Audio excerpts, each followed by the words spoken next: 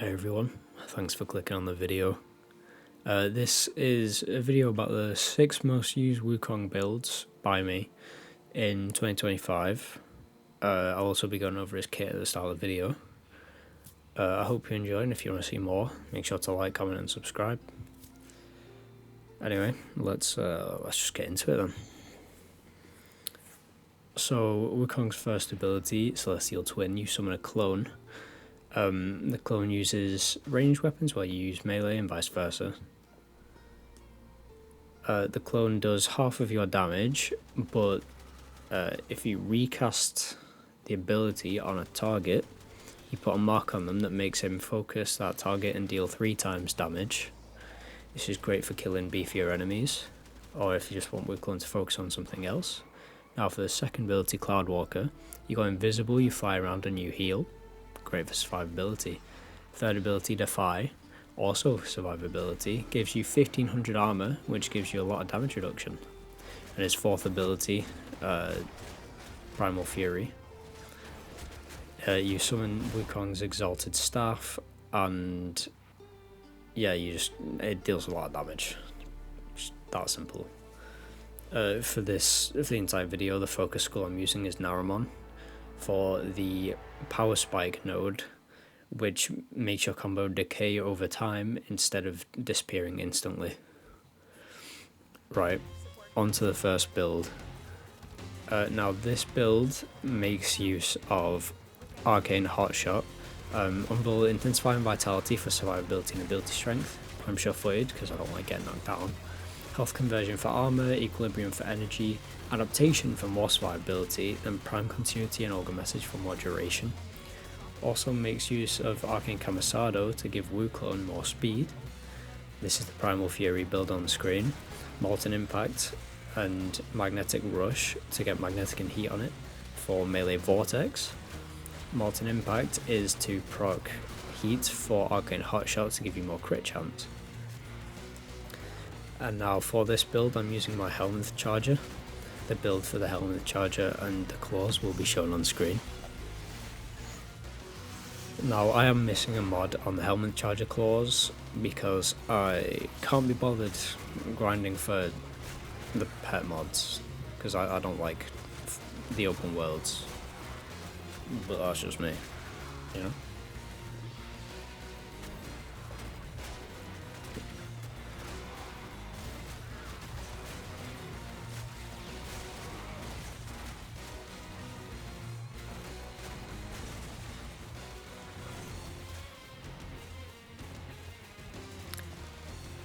Wukong is a very strong frame. He's very effective at killing like acolytes, for example, with his fourth ability. Now this next build is a more shield focused setup using Omamori over Defy, Arcane Expertise for the more shield, and then Arcane Aegis and Prime Redirection as well for more shields, and Arcane Aegis regens your shields once they've been damaged. It's just great for survivability. For this we're using Archon Continuity, so we build the Primal Fury for Toxin instead of Heat to get Corrosive and Toxin procced. And for this build I'm making use of the Nautilus Prime with the Hellstrom, which can be gotten from rank 4 or 5 Fortuna? I don't remember. But the Hellstrom is just for priming. We mod it for viral, heat and radiation, I think. Or it could be modded for something else, I don't remember. Make sure to look at the screen, not just listen to what I'm saying, because I don't remember what I've modded it for. Now I'm testing all of these builds in Steel Path Survivals. This next build is making use of Lycat's Hunt from Varuna.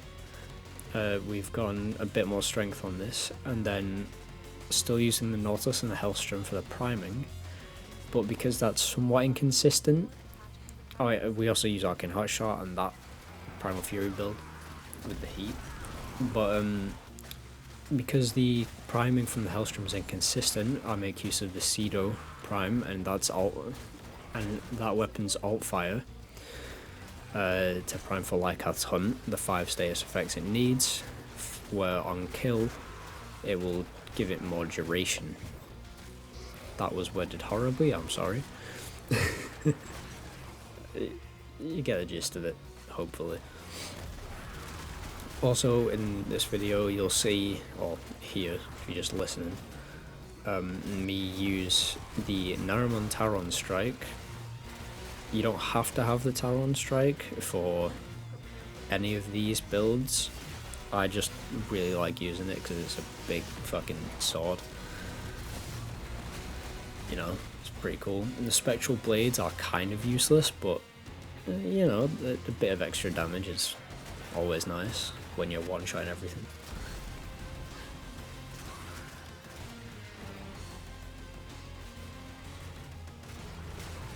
Now, Wukong is a very versatile frame. He can be used for many different types of missions. He can be, a lot of people mainly use him for spy thanks to Cloudwalker because the massive speed increase you get. But Wukong is very versatile. You can use him for any mission, any type of mission. Anyway, on to the next build. We're making use of Warcry with Eternal War. We're going back to a health tanking setup. We're using Arcane Blessing this time instead of Vitality, and then the Primal Fury builds are a little different. We take off Primed Fury for Amalgam Organ Shatter. The heavier type wind-up speed, not necessary, but it's nice because we're using Tennokai attacks on our melee.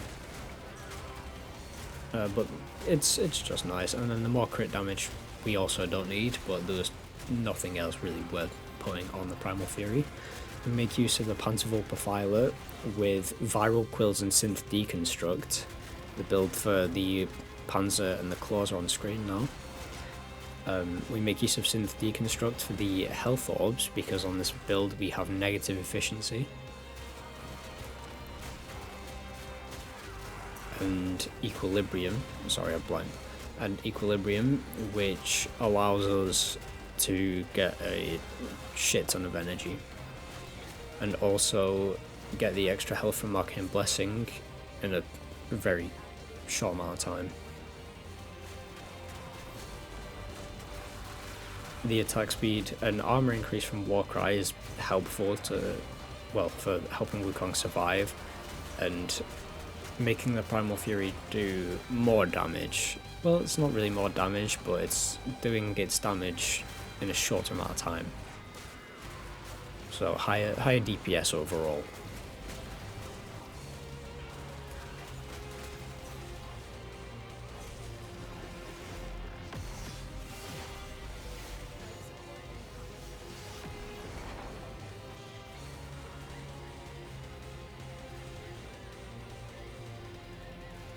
Now, if you're watching the video, a lot of the time you'll see me one-shotting or two-shotting acolytes with heavy attacks, or just basic attacks, and this is mainly because of condition overload, but also a very absurdly high crit damage. I forgot to show it, but I have 5 Talforged Purple Shards for melee crit damage. Now on screen we have the next build making use of Nullstar and Arcane Heartshot with Archon Continuity and that Primal Fury build, which will also be shown on screen in a second. This is quite an old build now, but Nullstar helps with the damage reduction for Wukong because we replaced Defy. We replaced Defy for all of these Helminth builds, but Nullstar helps because the heat damage from its augment, Neutron Star, allows us to build up Arcane Hotshot without needing to mod our Primal Fury for heat damage. So we can run Archon Continuity to get Magnetic, Toxin and Corrosive on our Primal Fury, and we get the Heat and Blast procs from Nullstar, which also contributes to Condition Overload, making this build arguably the highest damage build in the video.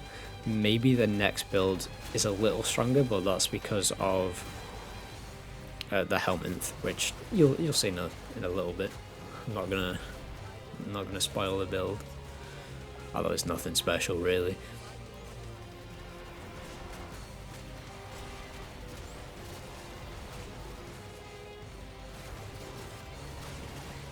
With this build, we're making use of the Helmut Charger, mainly because we don't really need the viral quills from the Panzer, although it would be nice if you do want to prime viral. And we don't need the grouping from Nautilus because we're running melee Vortex.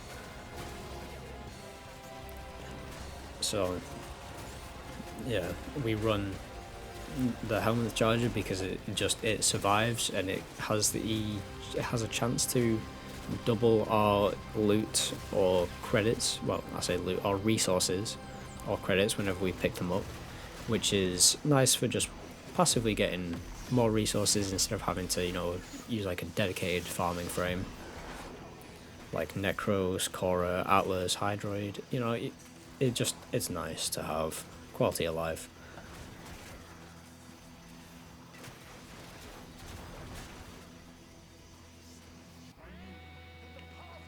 Onto the sixth and final build. This is making use of Zata's Whisper, Arcane Camisado for the strength, and Precision Intensify for the strength on Primal Fury. And then we are running a shield focus setup with Arcane Aegis. We use Arcane Continuity and that Primal Fury build. This is the survivability on this build is a little sketchy, I won't lie. It may be better to switch to a health tanking setup, but I just have it on a shield tanking setup for whatever reason. Zata's Whisper is a very strong helmet because it adds an extra hit of damage whenever you like shoot or melee, for example. No, I don't need to say why that's strong, because you know it's an extra hit. It's just overpowered pretty much. Also gives us void procs, which I don't know if they contribute to condition overload. Maybe I'll add that in a comment, like in the comments or the description, if I figure that out. It might do, it might not do. Don't like take it as fact if I say that.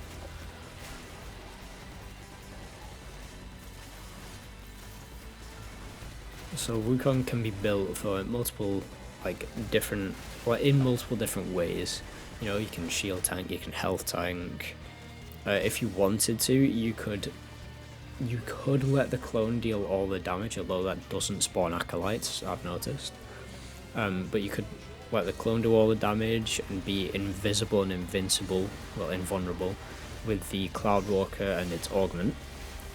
But I prefer not to do that play style because it's a bit boring. And in this video, you'll see me easily destroying the Necromechs, the rogue Necromechs that spawn in the Entrati Labs tile set, which are quite tanky. And now, thanks for watching the video. I really appreciate it. I'm a very small channel. I've got like 20 something subscribers. Here are all my fashions shown in order of what they were in the video, like somewhat. I think I accidentally clicked on a different one. But yeah, these are all the fashions for one of my Wukong primes. Now, on all these builds, I have 10 Omniformer on my Wukong. This is very unnecessary. And I've got about 7 or 8 Former on my Primal Fury. That's also unnecessary. You can get away with less, I think. But anyway, thank you for taking the time to watch this video. I really appreciate it. This is my first time like putting some effort into a video. If you want to see more, just like, comment and subscribe. I hope to see you all next time.